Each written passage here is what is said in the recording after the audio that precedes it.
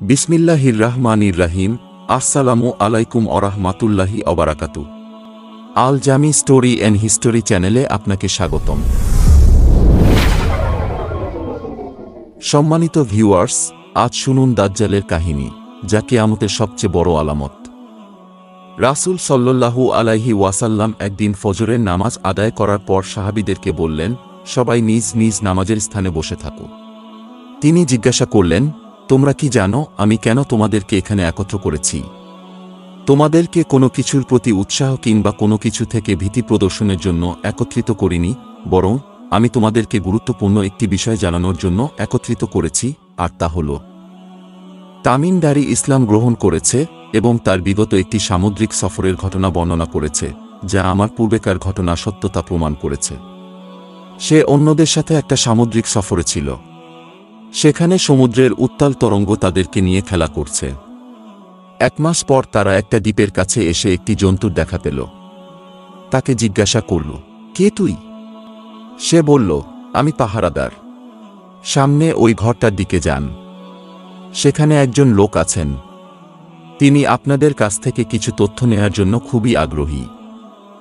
আমরা মনে করলাম হয়তো সে কোনো শয়তান হবে। আমরা সেখানে গিয়ে বিশালদেহী একজন মানুষকে দেখতে পেলাম। এরকম মানুষ আমরা কখনো দেখিনি। তার হাতগুলো ঘাড়ের সাথে বাঁধা। সে তাদেরকে বাইসান খেজুর বাগান, জুগার কূপ ও উম্মি নবী অর্থাৎ নবীদের মূল মুহাম্মদুর রাসূলুল্লাহ সাল্লাল্লাহু আলাইহি ওয়াসাল্লাম সম্বন্ধে জিজ্ঞাসা করল। তারপর সে নিজের পরিচয় দিল। বলল, আমি দাজ্জাল। অচিরেই আমাকে বের হওয়ার অনুমতি দেওয়া হবে। আমি সারা দুনিয়ায় ঘুরে বেড়াব, মক্কা ও তাইবা ব্যতীত। নবীজি বললেন, শুনে রাখো, এই তাইবা মানেই মদিনা। এখানে সে প্রবেশ করতে পারবে না। মুসলিম ও আবু দাউদ শরীফ। মহা দুর্ভিক্ষের কালে দাজ্জাল খাদ্যদ্রব্য নিয়ে এসে বলবে, আমি হচ্ছি সমগ্র জগতের পালনকর্তা। হে লোক সকল, তোমরা আমার প্রতি ঈমান আনো। আমি তোমাদের খাদ্য দেব, পানীয় দেব, সম্পদ দেব, যা চাও সব দেব। নবী করিম সাল্লাল্লাহু আলাইহি ওয়াসাল্লাম বলেছেন, স্মরণ রেখো, দাজ্জাল কিন্তু একচোখা হবে, অর্থাৎ তার এক চোখ কানা হবে। মনে রেখো, তোমাদের প্রকৃত পালনকর্তা কানা নন। বুখারী। এক কথায় দাজ্জাল হবে খাটো, মাথা হবে বিশাল, দেহ হবে সুবিশাল, উভয় চোখ ত্রুটিযুক্ত। ডান চোখটি ভাসমান আঙ্গুর সদৃশ, যা হবে কানা। বাম চোখে চামড়ায় ঘেরা, ঘন কুকরানো ও অগোছালো চুল, সাদা চামড়ার দেহ, 2 নলার মধ্যবর্তী স্থানে যথেষ্ট ফাঁক এবং 2 চোখের মাঝে লেখা থাকবে কাফ, ফা, রা অর্থাৎ কাফের লেখা বিশিষ্ট হবে। দাজ্জাল পৃথিবীতে কয়দিন অবস্থান করবে? এ প্রশ্নের উত্তরে নবী করিম সাল্লাল্লাহু আলাইহি ওয়াসাল্লাম বলেছেন, 40 দিন।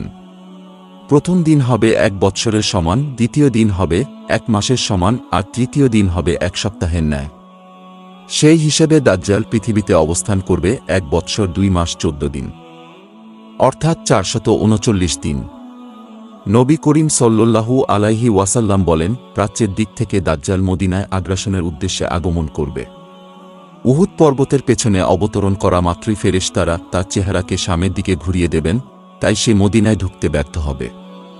হাদিসের মাধ্যমে স্পষ্ট হয়ে গেছে যে শেষ জামানার সকল যুদ্ধই তীর তলোয়ার এবং অশ্বের মাধ্যমে সংঘটিত হবে। দাজ্জাল আসার আগে পৃথিবীতে ইহুদি এবং খ্রিস্টানদের মাঝে যুদ্ধ হবে। এই যুদ্ধে ইহুদিরা অনেক খ্রিস্টান মেরে ফেলবে। যুদ্ধ শেষ হওয়ার পর ইহুদিদের বিরুদ্ধে মুসলমানদের সাপোর্ট দিবে খ্রিস্টানরা। দাজ্জাল যখন বের হবে তখন হযরত ঈসা আলাইহিস সালাম জমিনে তাশরিফ আনবেন। যখন ইমাম মাহদী আলাইহিস সালাম নামাজে দাঁড়াবেন, ইকামত চলতে থাকবে, এমন সময় উনি ছাদে নামবেন। পরে সিঁড়ি দিয়ে উনাকে নিচে নামানো হবে এবং ইমাম মাহদী আলাইহিস সালাম উনাকে বলবেন, প্রথম ওয়াক্ত আমি আপনার পেছনে নামাজ আদায় করব, এরপর থেকে আমি নামাজ পড়াব। আল্লাহর রাসূল বলেছেন, আদমের সৃষ্টি থেকে কিয়ামত পর্যন্ত এমন কোনো বিষয় বা ঘটনা হবে না যা দাজ্জালের চেয়ে গুরুতর ও সংকটজনক। আদম সৃষ্টি থেকে কিয়ামত পর্যন্ত মানব জাতির জন্য দাজ্জালের চেয়ে বড় ফিতনা আর নেই। সে এমন অলৌকিক বিষয় দেখাবে যা দেখে মানুষ দিশেহারা হয়ে পড়বে। দাজ্জাল নিজেকে প্রভু ও আল্লাহ হিসেবে দাবি করবে। তার দাবির পক্ষে এমন কিছু প্রমাণও উপস্থাপন করবে যে সম্পর্কে নবীজি সাল্লাল্লাহু আলাইহি ওয়াসাল্লাম আগেই সতর্ক করেছেন। মুমিন বান্দাগণ এগুলো দেখে মিথ্যুক দাজ্জালকে সহজেই চিনতে পারবেন এবং আল্লাহর প্রতি তাদের ঈমান আরও বৃদ্ধি পাবে। কিন্তু দুর্বল ঈমানদার লোকেরা বিভ্রান্তিতে পড়ে ঈমান হারা হবে। দাজ্জালের সাথে জান্নাত এবং জাহান্নাম থাকবে। প্রকৃত অবস্থা হবে সম্পূর্ণ বিপরীত। অর্থাৎ দাজ্জালের জাহান্নামের আগুন প্রকৃতপক্ষে হবে সুমিষ্ট পানি এবং জান্নাত হবে জাহান্নামের অগ্নিকুণ্ড। দাজ্জাল পূর্ব দিকের পারস্য দেশ থেকে বের হবে। সে স্থানটির নাম হবে খোরাসান। সেখান থেকে বের হয়ে সমগ্র দুনিয়া ভ্রমণ করবে। তবে মক্কা এবং মদিনায় প্রবেশ করতে পারবে না।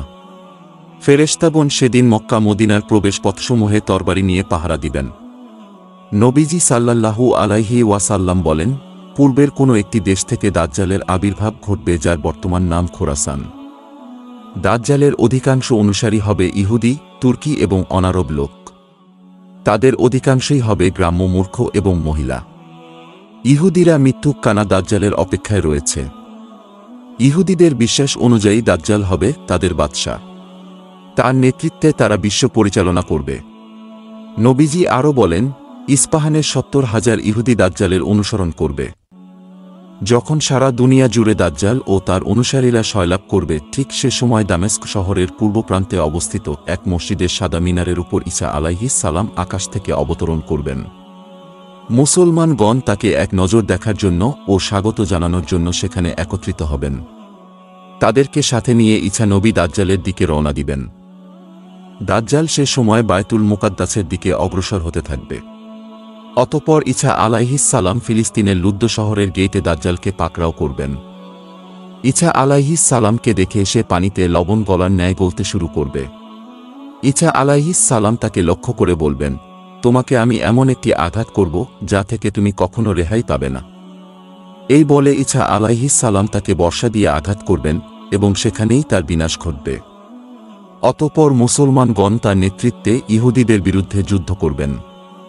মুসলমানদের হাতে দাজ্জালের বাহিনী ইহুদির দল পরাজিত হবে।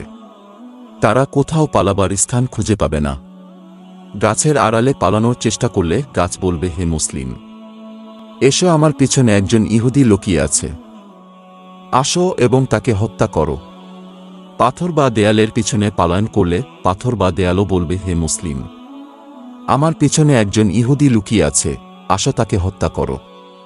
তবে গারকাদ নামক গাছ ইহুদিদেরকে গোপন করার চেষ্টা করবে, কেননা সেটি ইহুদিদের বৃক্ষ বলে পরিচিত। এভাবে দাজ্জালকে হত্যা করে এবং ইহুদিদের পরাজিত করে তাদের উপর মুসলিম জাতি আধিপত্য বিস্তার লাভ করবে।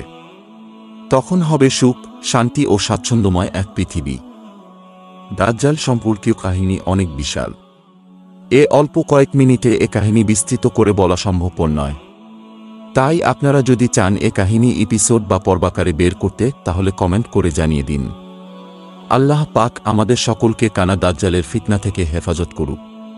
একটা ভিডিও বানাতে অনেক কষ্ট হয়, তাই লাইক, কমেন্ট ও সাবস্ক্রাইব করে পাশে থাকুন এবং আমাদের উৎসাহ প্রদান করুন।